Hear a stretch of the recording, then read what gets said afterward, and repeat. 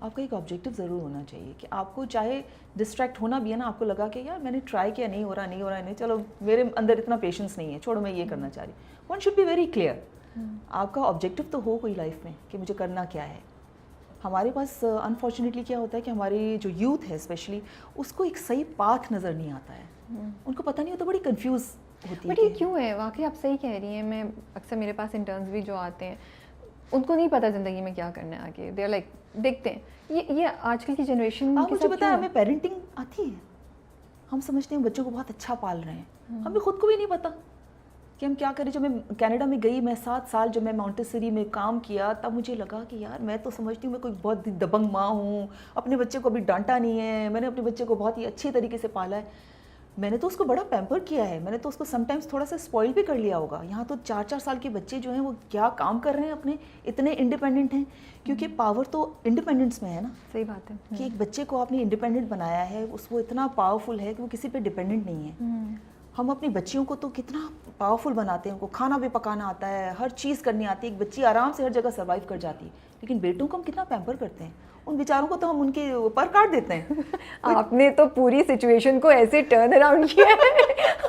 آپ نے وہ سب لوگ جو بول رہے ہیں کہ لڑکیوں سے کیا ان کو گھر میں بند کیا ہوا ہے اور کھانا بنانا سکھا رہی ہے اور سب کچھ, اور آپ نے نہیں سکھائیں. آئی ایم سو ہیپی کہ میرا بیٹا کینیڈا میں خود پکاتا ہے, خود سارے کام کرتا ہے. میں آئی اسی لیے تھی, ایک بہت بڑا ریزن یہ تھا.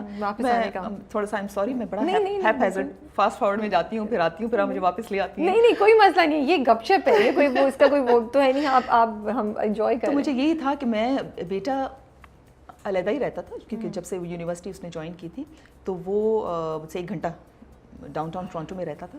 لیکن جب میں یہاں آئی تو ایک ہی سنگل چائلڈ, اور میں جب جس طرح سے گئی تھی وہ تو میں نے آپ کو بتایا ہی نہیں.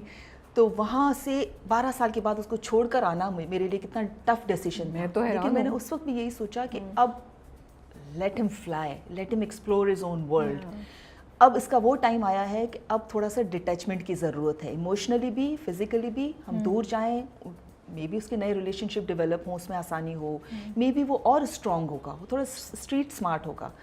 وہ 1 گھنٹہ دور بھی رہتا تھا تو مجھے فون کرتا تھا, ماما میں یہ کام کرنا بھول گیا ہوں, پلیز آپ یہ کر دیں گی میرا. میں وہاں سے جاتی تھی, اس کے پاس وہ چیز اٹھاتی تھی, وہ پارسل لے کے جاتی تھی, سب. اب تو کوئی ماما نہیں ہے, اب اس کو خود کرنا ہے.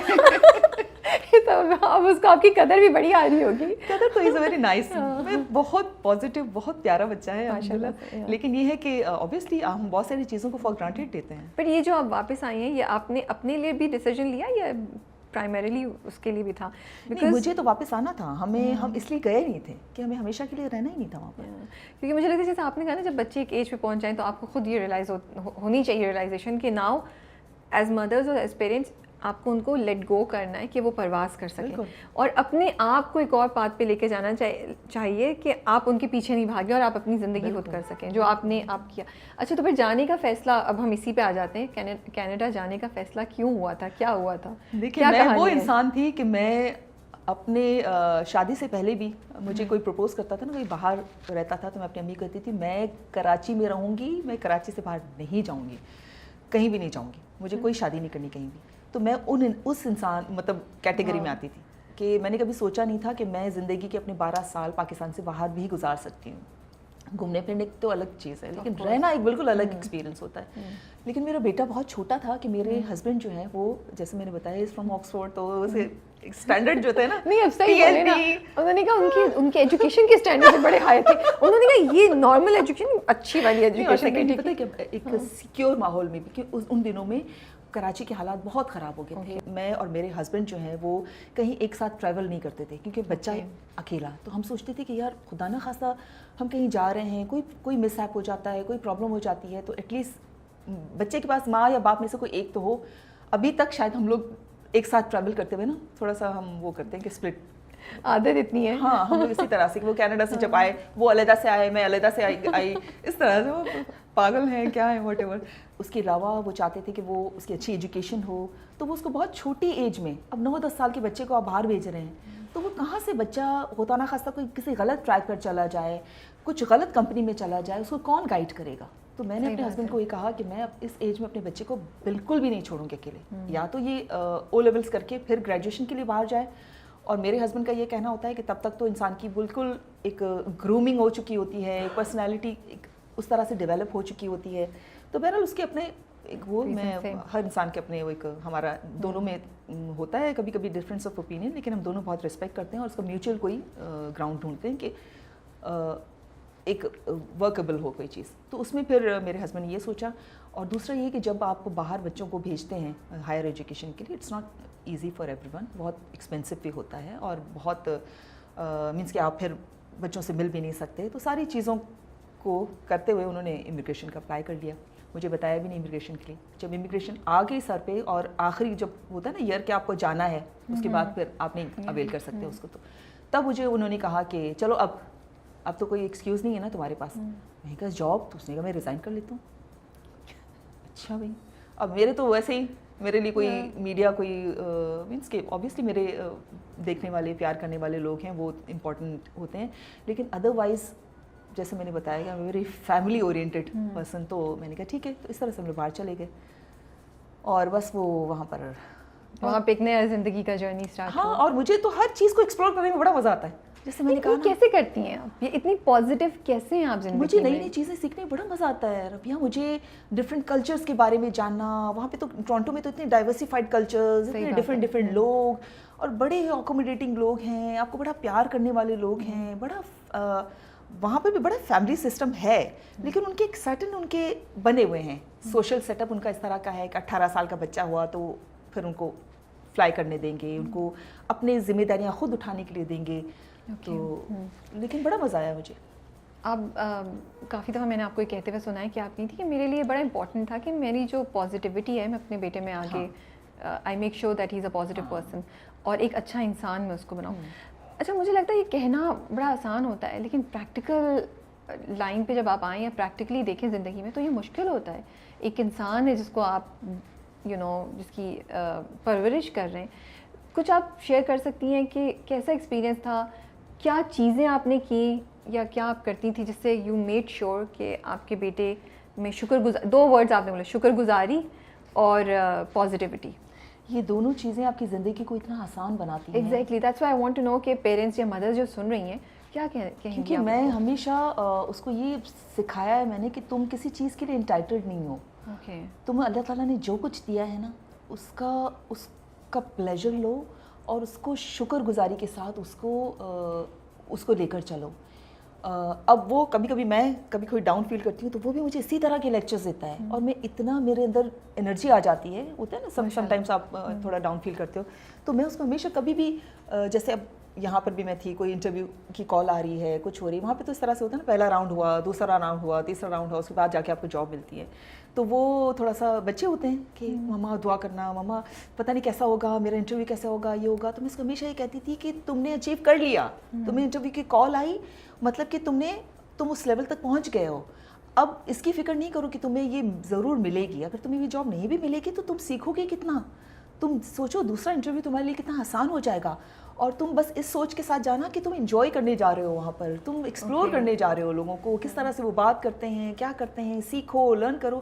میں نے اس کے اندر ایسی چیزیں ڈال دی ہیں کہ بچپن سے ہی اگر آپ تھوڑا سا یہ چیز ایفرٹ لے کے اگر بچوں میں یہ دو چیزیں ڈال دینا, پازیٹیوٹی اور یہ, تو ان کی بھی زندگی آسان ہو جائے گی, ہماری بھی زندگی آسان ہو جاتی ہے. ڈسپلن اور کمیونیکیشن, بالکل, کیسے آپ اس کو مینیج کرتی ہیں؟ کیسے you can be friends with your kids لیکن ایٹ دا سیم ٹائم آپ ان کو ڈسپلن فرم بھی رہنا ہوتا ہے. بالکل, کیونکہ لائن ڈرا کرنا آسان ہوتی ہے؟ آسان تو نہیں ہوتی ہے. بچوں پر ایک تو ٹرسٹ کرنا ہے, دوسرا آپ کو you don't have any other option other than آپ کو پیار سے ان سے بات کرنی ہے. کوئی بھی چیز کریں, کہتے ہیں نا hard with a task and easy with a person. تو آپ انسان اس کو بچے کے ساتھ اس طرح سے بیہیو کریں. وہ بچہ ہے, وہ پھول ہے, اللہ تعالیٰ کی نعمت ہے, اللہ تعالیٰ کا تحفہ ہے, لیکن اس کو جو آپ سکھانا چاہ رہے ہیں, جو ٹاسک ہے, اس پہ آپ اس کو فارم رہو.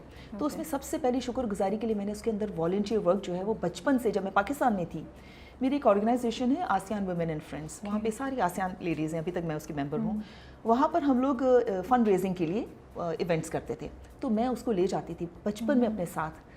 میں الگ کر رہی ہوتی تھی, اس کو میں کہتی تھی اپنے فرینڈس کو لے آؤ, بچوں کا اسٹال لگاؤ, تم یہاں سے وہ کرو, ڈونیشنز اکٹھی کرو اپنے اسٹال پہ سب. اور وہ بچپن سے اس کے اندر یہ چیز آئی. پھر جب اس کی برتھ ڈے ہوتی تھی تو میں کوشش کرتی تھی کہ کسی ایسی اسکول میں چلے جائیں ہم, کسی ایسی ہاسپٹل میں چلے جائیں, کچھ چھوٹی چھوٹی چیزیں اس کے سامنے میں شیئر کروں. اکیلا بچہ تھا, میں چاہتی تھی وہ شیئرنگ بھی سیکھے, تو میں اس کو جب بھی کوئی چیز لا کے دیتی تھی 3-4 لا کے دیتی کہ تمہیں اس کو بھی دو, اس کو بھی دو, اس کو بھی دو. تو وہ چیزیں مجھے یہ بڑا ڈر تھا کہ سبلنگس جب نہیں ہوتے تو بچے کو شیئرنگ کا بڑا پرابلم ہوتا ہے کہ ماں بھی صرف میری, یہ چیز بھی میری, یہ سارا چیزیں میری ہے, اور مجھے ایک چیز نہیں چاہیے, مجھے 10 چیزیں چاہیے. میں نے اس کے اندر یہ دماغ میں نے چیزیں نہیں ڈالی. وہ کسی چیز کے لیے مجھے بولتا بھی تھا نا تو میں اس کو کہتی تھی, حالانکہ کوئی چیز میں افورڈ کر بھی سکتی تھی تو بھی میں کہتی تھی کہ پاکٹ منی لے آؤ, میرے پاس تو اتنے پیسے نہیں ہیں, تمہارے پاس تم کتنا شیئر ڈال سکتے ہو, اتنا نہیں, ابھی تو ایان ہم لوگ نہیں لے سکتے بیٹا, نیکسٹ منتھ لیں گے. تو میں چاہتی تھی وہ ویٹ کرنا سیکھے. تو اس کا کبھی یوں ہو جاتا تھا I really wanted, تو میں کہتی تھی ہاں بیٹا لیکن نیکسٹ منتھ تک انتظار کرنا پڑے گا. مائیں تو بہت جلدی پگھلتی ہیں, اور آج کل کی مائیں تو بالکل ایسے پگھلتی ہیں کہ بس بچے نے ادھر آنسو کیا, بچے نے ایسے بولا تو وہی تو میں کہہ رہی ہوں کہ مجھے تو جا کے پتا چلا کہ میں تو اپنے آپ کو بڑی اچھی ماں سمجھتی تھی کہ میں تو یہ ساری چیزیں میں کرتی اور بھی, لیکن الحمدللہ وہ ایک اچھا انسان بنا ہے جو کہ میں اس کو بنانا چاہتی تھی, میرے ہسبینڈ اس کو بنانا چاہتے تھے ماشاء اللہ سے. تو ایک اچھا انسان تو ہو نا جو لوگوں کی قدر تو کرے, انسانوں کی تو قدر کرنا جانے وہ. تو اب اس کے اندر وہ چیزیں آ گئی ہیں کہ ماما مجھے وہاں جانا ہے. اب ماشاء اللہ سے اس کو اپنی اسکول جہاں سے پڑھا ہے وہاں پہ ایز اے گیسٹ اسپیکر بلاتے ہیں, یونیورسٹی میں بلاتے ہیں, ہیلپ کر رہا ہوتا ہے یونیورسٹی کے اسٹوڈنٹس کو کر رہا, تو مجھے یہ بڑا اچھا لگتا ہے کہ. تو آپ نے یہ بھی کہا کہ میں چاہ رہی ہوں کہ اس کی آنے والی بیوی کے لیے چیزیں آسان ہوں, جو لڑکی آ رہی ہے اس کو کوئی, ارے میں تو اس کو کہتی ہوں تو میں نے کچھ تو چھوڑ دیں میرے لیے آپ, مطلب آپ تو مجھے ایک چھکے چوکے امپریس کی جا رہی ہے کہ آپ نے, کیونکہ میرے ہسبینڈ جو ہے نا وہ بھی کافی اس چیز میں بڑا کانشیسلی وہ چیزیں مجھے بھی سکھاتے ہیں, بتاتے ہیں. ہم لوگ اکثر بیٹھے ہوتے ہیں اور وہ دیکھتا ہے کہ اب آگے چل کے ایک فیز ایسا آئے گا کہ جب وہ ایک ڈفرینٹ ریلیشن شپ ڈیولپ ہوگی میری, وہ جو نئی لڑکی آئے گی فیملی میں, جب بھی وہ ہوگا موقع تو اس کے ساتھ کانفلکٹس ہوتے ہیں, یہ ہوتے ہیں. وہ اکثر مجھے کہتا ہے, ایک سوال کہتا ہے, اچھا مجھے غزل یہ بتاؤ کہ ماں بچے کو اتنا پیار کرتی ہے, وہ اس کی خوشی میں خوش رہتی ہے, تو پھر وہ بہو کے ساتھ کیوں کانفلکٹ ہوتا ہے اس کا؟ وہ جب بیٹا اس کے ساتھ خوش رہنا چاہتا ہے, اس کے ساتھ اچھا ٹائم ہوتا ہے, تو وہ کیوں, اس کو کیوں اچھا نہیں لگتا؟ تو میں کہتی ہوں ایسی تو کوئی ماں نہیں ہوگی اس کو اچھا نہیں لگتا. تو کہتا ہے تم مجھے بتاؤ. میں کہتی اچھا بس مجھے نہیں, یہ میرے دماغ میں یہ چیزیں نہیں ڈالو, مجھے بڑا اچھا لگتا ہے وہ جہاں بھی رہے خوش رہے. تو وہ بھی بڑا کانشیس ہوتا ہے. میں بھی اپنے بیٹے کو کہتی ہوں بیٹا آپ جو ہے نا, وہ جب بھی میں بیٹھی ہوتی ہوں تو میں ایک سمجھا رہی ہوتی ہوں کہ لڑکیاں جو ہے نا اس کے بہت موڈ سوئنگز ہوتے ہیں. آپ کو پتہ ہے میرے بھی ہوتے ہیں, یہ ہوتے ہیں. پھر میں اپنی مثالیں دیکھیں نا, آج یہ ہوا, پاپا نے یہ کہا, وہ کہہ رہا تھا اور میں جو یوں کیا, میں نے وہ کیا, تو کہتے ہیں ہاں اچھا. تو اس کو پتہ چلے کہ آگے جو ہے وہ چیزوں کو اسی طرح سے لے. ایک بڑی اچھی کتاب ہے, اگر آپ لوگ پڑھیں, میں ضرور ریکمینڈ کروں گی, men are from Mars and women are from Venus. وہ اگر آپ پڑھیں تو آپ کو پتہ چلتا ہے کہ عورت کی کیا سائیکالوجی ہوتی ہے, وہ اپنے ہسبینڈ سے کیا چاہتی ہے, مرد کیا چاہتا ہے اپنی وائف سے کیا چاہتا ہے, وہ کس طرح سے. اگر آپ کسی مرد کو کوئی بات بتائیں نا تو وہ فوراً سے سولوشن کی طرف آ جائے گا. وہ کہے گا کہ اچھا یہ پرابلم ہے نا, اچھا اس کا یہ سولوشن نکل تمہیں مل جائے گا. میرے ہسبینڈ بھی ایسے ہی کرتے ہیں. میں کوئی راگنی اپنی سناؤں گی نا تو کہے گا اچھا اینڈ رزلٹ یہ ہے نا, اچھا کل یہ ہو جائے گا, تمہیں یہ سالو ہو جائے گا. لیکن نہیں, مجھے سکون تب ملے گا جب میں اپنی پوری راگنی اس کو بتاؤں. تو میں اپنے بیٹے کو بھی یہ سمجھاتی ہوں کہ بیٹا جب آپ کی لائف میں کوئی لڑکی آئے تو اس کو سننا, فوراً سے اس کو سولوشن نہیں دینا, اس کو مزہ نہیں آئے گا. وہ پھر بھی سنائے گی نا, وہ ایک رہ جائے گی اس کے دل میں کہ ہاں اس نے تو مجھے ٹائم ہی نہیں دیا, اس کو سنا بھی نہیں, مجھے نہیں چاہیے, سو یہ مجھے امپورٹنس نہیں دیتا, یہ تھاٹ آ جاتی ہے. ان چیزوں کو اگر سمجھیں, چھوٹی چھوٹی چیزوں کو, تو ابھی بھی بہت ساری غلطیاں ہم کرتے ہیں, بہت ساری خامیاں ہیں ہم انسانوں میں, لیکن زندگی تھوڑی آسان ہو جاتی ہے. That's true. غزل آپ کی امی سنگل پیرنٹ تھی؟ No. آپ کے فادر کی بہت عرصے پہلے ڈیتھ ہو گئی. میری امی سنگل پیرنٹ ایسے تھی کہ میرے فادر کی ڈیتھ کے بعد. That's what I meant, تو یو فیل کہ اس وجہ سے جس طریقے سے انہوں نے آپ کی پرورش کی, یا آپ کے اوپر اس چیز کی آپ کی پرسنالٹی پہ کوئی اثر ہوا, چھوٹی چھوٹی چیزوں کی ویلیو جو آپ کرتی ہیں, جو اتنی پازیٹیوٹی ہے, وہ بھی اس سارے پروسیس کا حصہ تھا؟ وہ بڑی اسٹرانگ عورت بھی تھی. مجھے تو یہ لگتا ہے کہ میرے بھائی بہنوں کو جب انہوں نے باہر بھیجا تھا کافی پہلے, تو کیسے وہ اتنے مہینوں پہلے تو